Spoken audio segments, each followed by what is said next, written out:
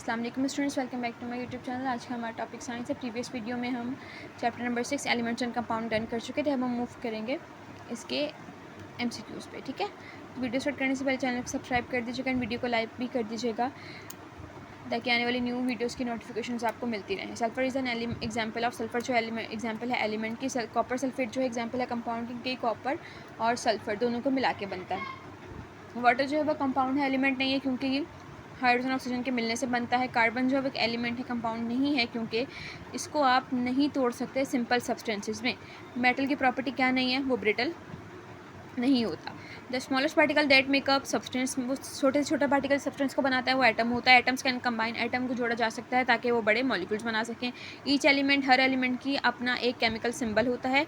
Largest number of element, ज़्यादा से ज़्यादा एलिमेंट जो हैं वो मेटल हैं। ठीक है, स्मॉलर नंबर ऑफ एलिमेंट्स बहुत कम हैं जो नॉन मेटल हैं, और वो यूजुअली क्या होते हैं, ज़्यादातर गैसेज होते हैं ऑक्सीजन की तरह। एटम्स ऑफ डिफरेंट एलिमेंट, बहुत सारे अलग अलग एलिमेंट्स के एटम जो हैं वो मिलते हैं और वो क्या बनाते हैं, कंपाउंड। ठीक है, एलिमेंट क्या है, एलिमेंट की डेफिनेशन के लिए आप पेज नंबर 1 पर मूव कर लीजिए। मैंने मार्क की हुई यहाँ से यहाँ तक एलिमेंट की डेफिनेशन है। उसके बाद देखें, name 2 materials that are made up of only single element. दो ऐसे मटेरियल के नाम लिखें जो सिर्फ दो सिंगल एलिमेंट से मिलकर बने। इसका आंसर ये है डायमंड एंड ग्रेफाइट। डायमंड और ग्रेफाइट जो है वो सिंगल एलिमेंट से मिलके बना है। ये सेकंड शॉर्ट है। उसके बाद देखें, what is the use of कह रहे हैं हाइड्रोजन ऑक्सीजन का यूज़ अलग अलग क्यों है। हाइड्रोजन और ऑक्सीजन, हाइड्रोजन एक लाइट गैस है, ऑक्सीजन एक हैवी गैस है।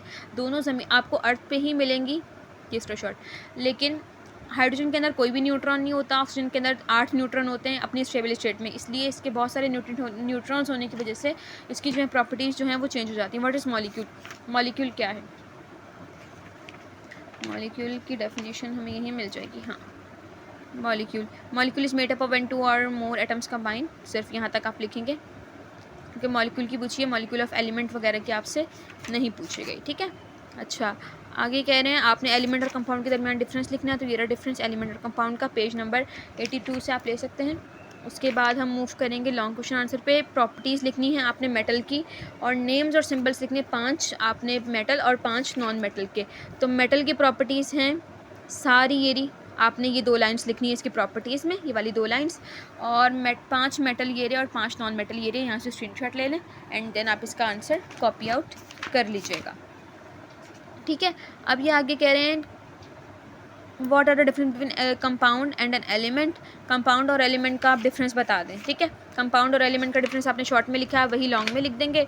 और कंपाउंड जो है, कंपाउंड के एग्जाम्पल में आप लिख लेंगे कार्बन डाइऑक्साइड और आयरन सल्फाइड और सोडियम क्लोराइड। ठीक है, और एलिमेंट के एग्जाम्पल में आप लिख दीजिएगा, क्योंकि उन लोगों ने कहा 3 एग्जाम्पल लिखनी है, हाइड्रोजन, ऑक्सीजन और कार्बन। ठीक है, उसके बाद कह रहे हैं मेटल और नॉन मेटल का डिफरेंस लिखना है आपने। मेटल और नॉन मेटल का डिफरेंस ही पूरा चार्ट बना दीजिएगा आप उसके अंदर लॉन्ग में। ठीक है, उसके बाद कह रहे हैं लाइमस्टोन और ग्लूकोज डिफरेंट क्यों है।